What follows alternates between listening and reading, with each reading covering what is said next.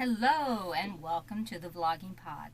Tonight we are joined by award-winning romance author Liz Crowe. Yay!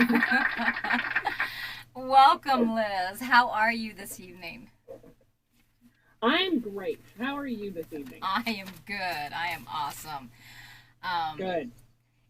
Always things can be better. The air conditioning can be stronger, but we'll go with what we got. Yeah, exactly. I mean, it's hot. It's the middle of the summer. I know. I mean, what are you going to do? Drinks by the pool could be stronger, but we'll go with what we got. Always, yes. So I want to start right off and let me start my timer because we do 20 minutes. Let me do that. Let me get that going. There we go. If we go over a little bit, it's okay.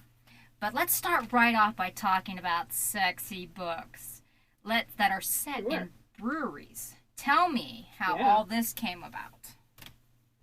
Well, I used to own a brewery, and I founded it actually back in the early days, sort of the salad days of craft beer, when it wasn't quite as crowded as it is now, 2008. And I spent a lot of time and energy getting that thing off the ground. I did all the marketing and sales. All this stuff, and we didn't have any money, so I'm using social media and newsletters like crazy. And this again was back in the salad days of social media and email newsletters, and people actually paid attention to them. And so I used that, and we we took off, and it was a lot of fun, and I learned a lot. I didn't know diddly squat about beer, but I learned it, and I don't know, which is inspiring to me. It was a fun setting, and I just thought, well, I'd like to read. I would like to read something set in a brewery with the proper brewery terms and things that are correct, but also be a relationship story. So I wrote a bunch of them. Okay. So now you started a brewery, but that was a past tense, right? Yep. Okay. Yep. I'm no longer with them. Nope.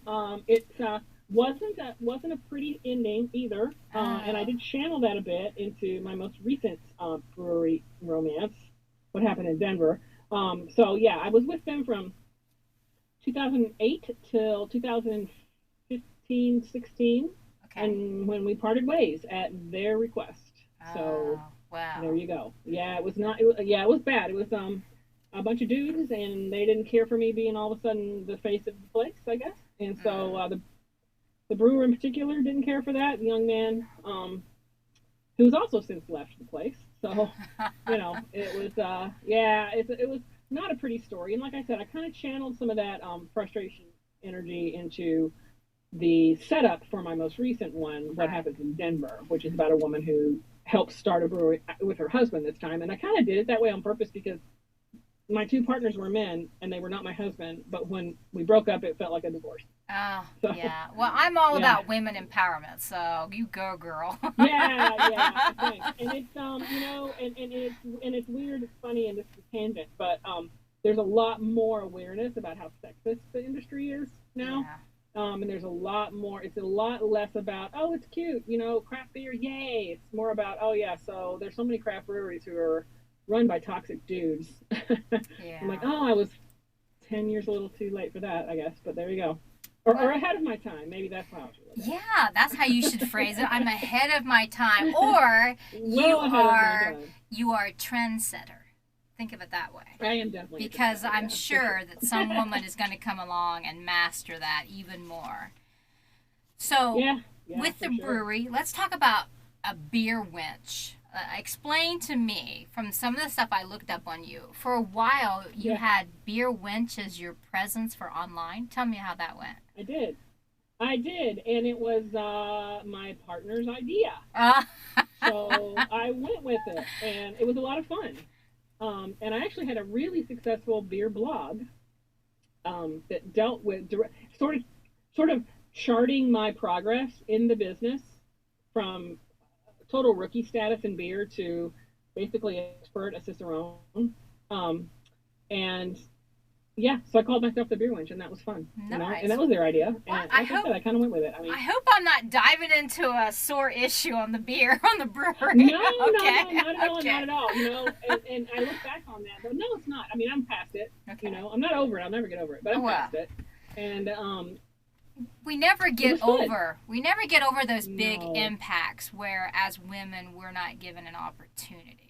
I don't think Yeah. you never Right. get over that, Right. but we overcome it No. and we conquer it No. and Yeah. we do it way Yep. better. I'm just saying.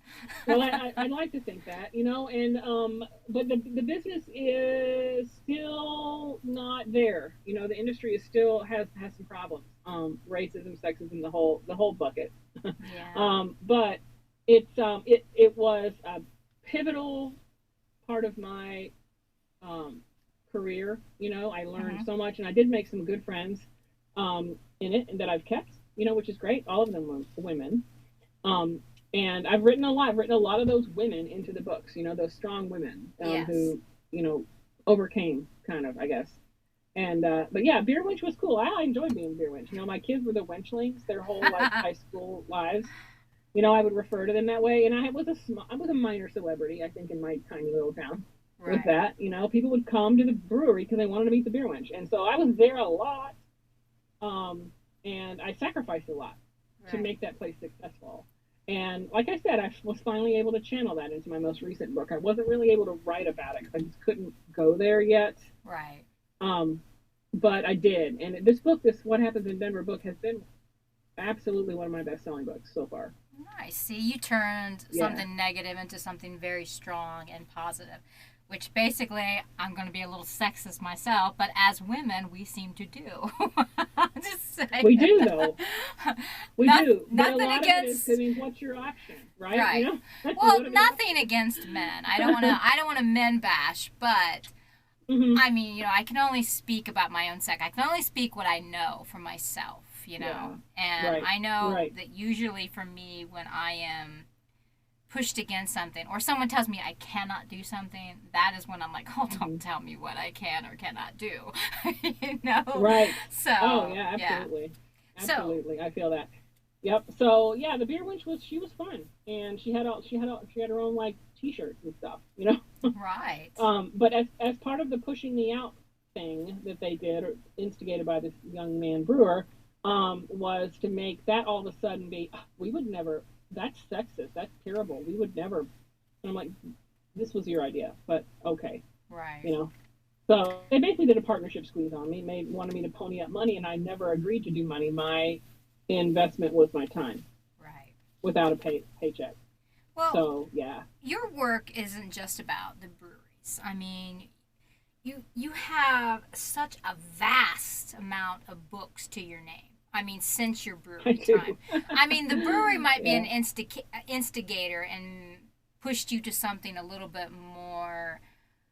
Well, let's just say I'm just gonna put this out there, more profitable, because Right. Yeah. Without a doubt. Without a yeah, doubt. I Yeah. mean, because looking at you on Amazon and everywhere else that you're posted, I mean, come on. They are probably wishing they had kept you. So tell me about how many we're up to right now as far as the books, because they are vast.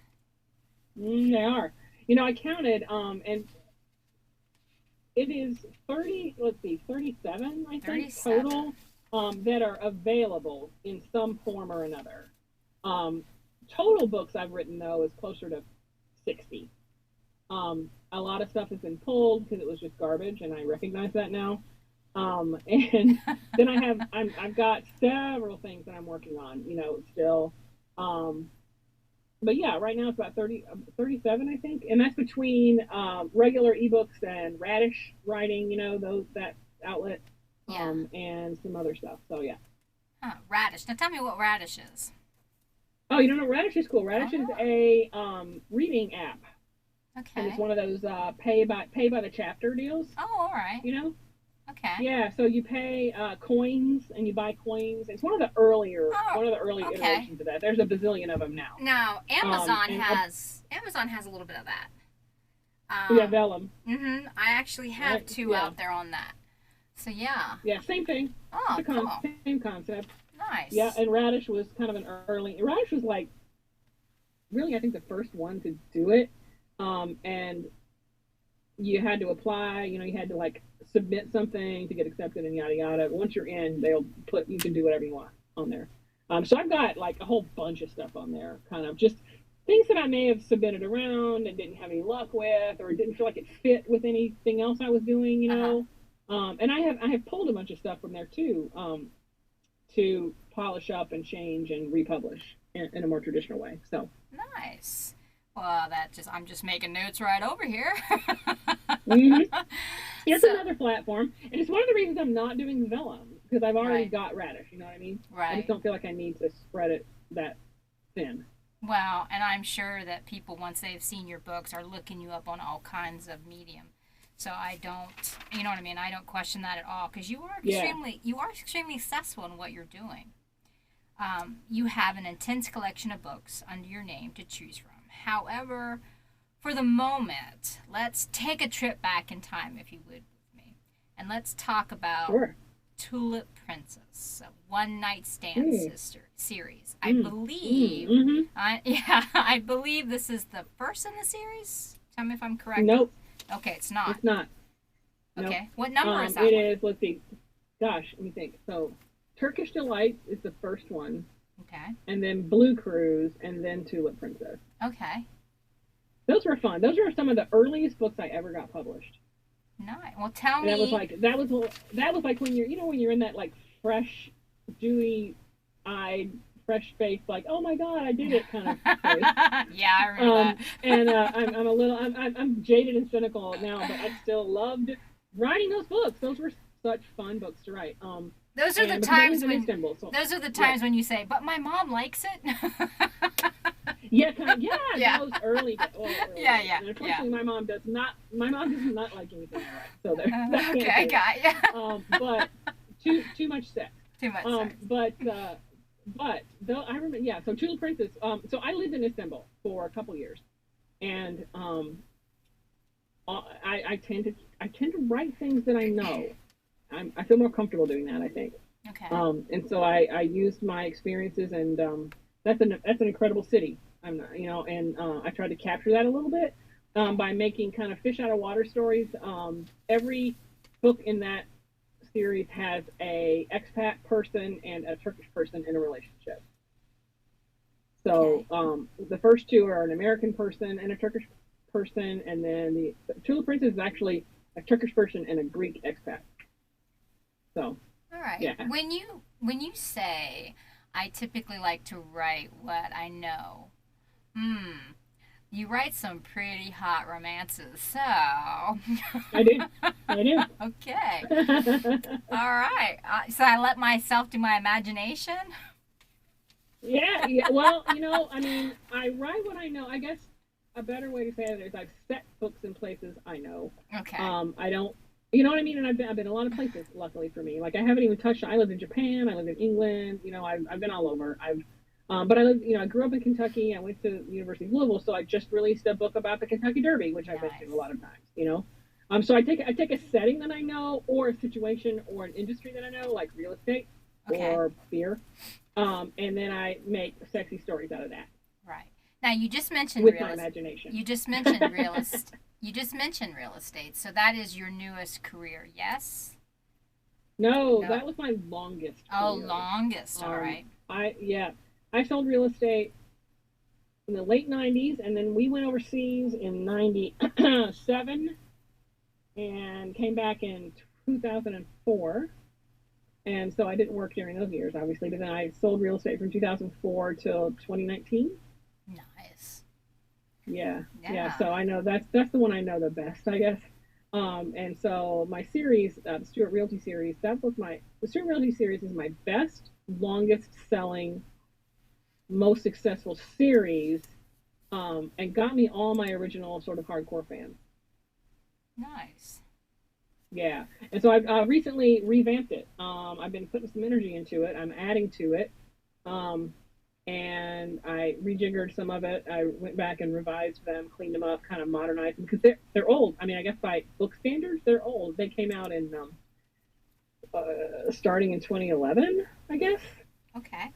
And first iteration, if you will, they've since been updated twice. And then this most recent update, I got the rights back from the publisher, and so and I'm doing a bunch of stuff with them. I put them in Kindle Unlimited, updated a bunch of stuff, like I said, and I'm adding to them. actively adding to them. So when you talk about you like to write about things you know, and you like to say you basically the places you like to write about places you've been, and that's been pretty Hmm. extensive. Yes.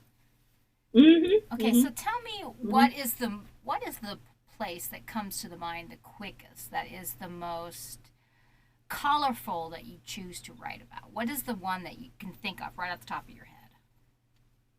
Istanbul. Istanbul. Now, why is that? Yeah.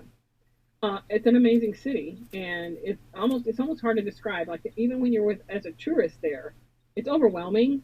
Um, and my experience of it was different in that I lived there, right? And I had three kids, and I had to get them to school, and I had to shop for groceries, and I had to, function, live my life, right? Which is a different way of experiencing it.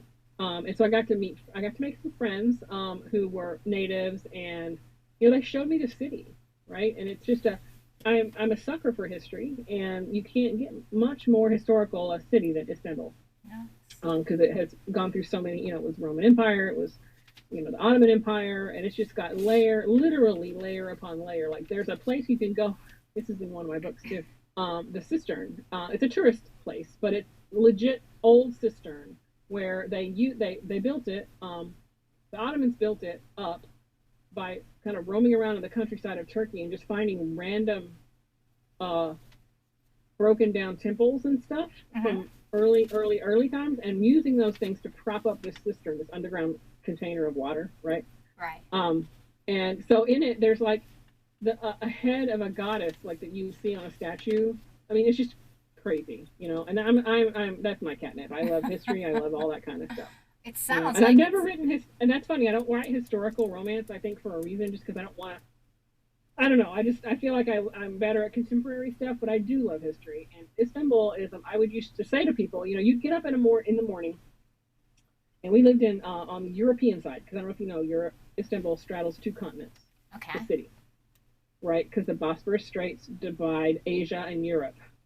Most of Turkey is in Asia, but part of it is in Europe, because part of Istanbul is in Europe, the Mm-hmm. oldest part of Istanbul. Okay. And we lived on the European side, which is just teeming with people. And, just an amazing, and you'd get up in the morning and I would think, okay, which day is it? It's going to be one of those horrible, frustrating Istanbul days, or is it going to be one of those magical, incredible, I can't believe I get to live here Istanbul days? Because those, I toggled between those two things. Nice. Because it could be so frustrating and incredible all at the same time. Well, I can see where you could pull a lot from that for your books. So I want Yeah. to point out to our listeners that currently you have the Stewart Reality series. It's now available free on Kindle Unlimited, sorry, or Yep. on Yep. sale for only 99 cents. Most books for a Yeah. limited time. So if you guys are Yeah. interested, please go check it out. She has an extensive library, and then speaking of your work, tell me about Rough Around the Edges, a limited edition releasing August 2022. So tell me what's coming Yep. up. So this is a super cool anthology, and I got into it because I am a digital marketing consultant for an animal shelter, and I used to work hands-on in it, but I did events and fundraising. But then I moved away from it, and they wanted to keep me on to do all of their digital fundraising. But I'm a sucker for animals and rescue, right? Yes. So when I heard about this anthology, which is the theme of it is hot dudes with little dogs, little like Chihuahua dogs, you know. And so I'm like, oh, I'm in on that. So I wrote my novella. Part of it is called Top Dog, and it is about a man who rescues a tiny little almost frozen and starving to death Chihuahua, brings it to a animal shelter as he's passing through from the East Coast to the West Coast, because he found it at his he has a camper, and he was not rough camping, but camping in his camper. And Right. he found this dog. His big giant Rottweiler dog found this dog, and so they go to the Humane Society on December 23rd and get snowed in at the Humane Society with a woman who's volunteering because she has no life other than to help animals. Well, I'm a sucker for dogs, so And, oh man, so that was so fun to write. It's my first sort of shelter base. I have dogs and cats in some of my books, not all of them. which is odd. And I think about that now because I have four animals in my house, two dogs and two cats, all rescue. But yeah, this is my first time setting something in a shelter, and that was fun. And so it's a novella. I mean, it's about, I don't know, 26,000 words or so. And so rough around the edges, every book in it has to have something about a guy and a little dog, like a dog that you wouldn't think a big dude would have, right? Right. So, and it's coming out August 15th. You can pre-order it right now. Nice. Yeah, yeah, it's gonna be fun. I think I'm doing another one with this group, a zookeeper anthology, something about zoos. So yeah, I got to come up with something So about a zoo, which will be fun. do a certain amount of the proceeds go to help the Not for organization? this one. Okay. No, not for this one. No, and I'm not an organizer, so I can't speak to that. Okay. But no, not that. This is not a fundraiser. I'm in a bunch of fundraising ones, but this is not one of them. Okay. Well, you are more than welcome to come back with. Oh, hold on. Let me get my timer. There we go. Sorry, I didn't stop that before it buzzed. Okay. But I would more than welcome you guys to come back when you're doing the fundraiser. I would love to help in any way I can. Oh, cool. Okay, So great. if you would love to Awesome. do that for the Thanks. platform and push the books for whatever you're doing, if you're doing that, I don't want to push that on you. But if something No, like that's that okay. comes along, That's okay. I would more than welcome open that. Um, Oh, fun. Okay. so, and but just so people know, because we can't see here on the audio part of it, the book cover for Rough Around the Edges is pretty hot. The guy holding the dog. I just put that out there. Little tiny dog though, Yeah, right? well, It's cute. tiny dog, but the guy's really big and hot, so I'll just put that out there too. Yeah, exactly. So that was the hook, right? It had to have that, which Well, I thought, yeah. okay, that's a challenge. I'll take that challenge. I'd love to say it was sensible of me that it was the cute dog that pulled me in, but Yeah, well, Right, right. For my last question tonight, with such an incredible life at your fingertips and everything that you have done and accomplished, which has been vast, probably more than we even talked about here on the program tonight. I want to hear what's going to be next. What's coming next for you? What's coming next right now is I'm adding to the Stewart Realty series. I'm adding a couple of sort of affiliated novels. Like they won't affect the timeline. Like the books that you see online, books 1 through 8, are kind of straight through the origin trilogy, and then all the stories that are about the friends and family affiliated with the sort of anchor couple, if you will. Uh huh. But I'm adding affiliate stories because I just have some other stories I want to tell about people in real estate. So I've got those. One of them is called Appraised, and it's going to be a freebie to my newsletter subscribers. And so I'm getting that all formatted and ready to go. But it's a full-length novel. It's 50,000 words, contemporary romance. And then it's got a follow-up. It's kind of a duet, these two. So I'm going to finish those up. They're already written, but I'm polishing them both. Once that's done, I've got a couple of novellas that I'm going to put out for this series. This is one of those series that I had an author and I were talking about this once. Do you ever write a world that you just can't stop writing in? I'm like, yeah, that would be the Stuart Realty Yeah, series. right. I just can't stop, right? I just live in this world. You know what I mean? I just love it. And so I came up with a whole series of, I call them deleted scenes, Uh huh. and for a while when I was actively promoting its release, back when I was actually still doing the brewery stuff, I don't know how I did all this. Don't ask me how. I don't know. But I was writing all these deleted scenes and feeding them to just fans, like throwing them out there on my fan page and whatever. And so I pulled them all back in, and I'm like, all right, I'm going to do something with these. So I'm going to flesh some of those out, so to speak, into novellas and do that. But then in 2024, I have a couple of books. I've got a thriller novel that I have written 100%. It's about 100,000 words. Kind of a sexy thriller, not a romantic suspense. It's not a romance, but it's a pretty kind of an erotic thriller, if you will. Okay. But I'm working with a manuscript developer on it, and I hope to get that out. I'll be querying that. I want to see if I can't find an agent or somebody for that part. And then I've got this fun. What Happens in Denver has been so popular with people, and I think it's because I wrote it in first person as chick lit, kind of funny, humorous, self-deprecating, from her perspective, only like a typical rom-com. Most rom-coms, by definition, only have one point of view, and I usually write contemporary romance back and forth, right, his and hers, Mm-hmm. and I'm fine with that.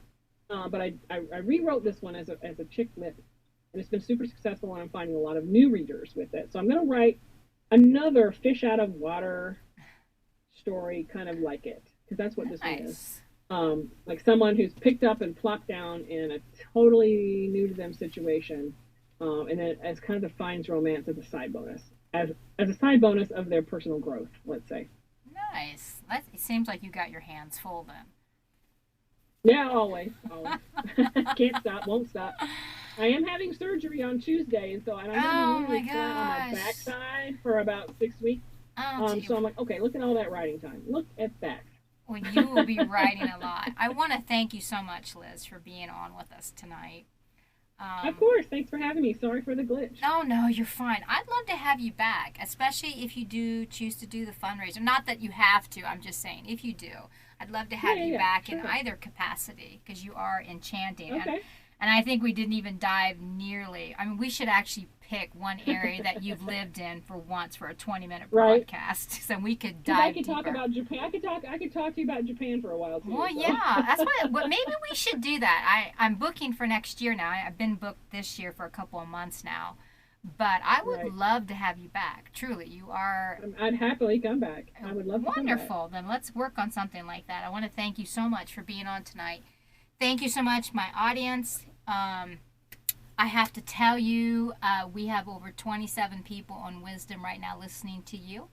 We have over Oh, 6 in the sweet. room, and I'm not quite sure on the YouTube side.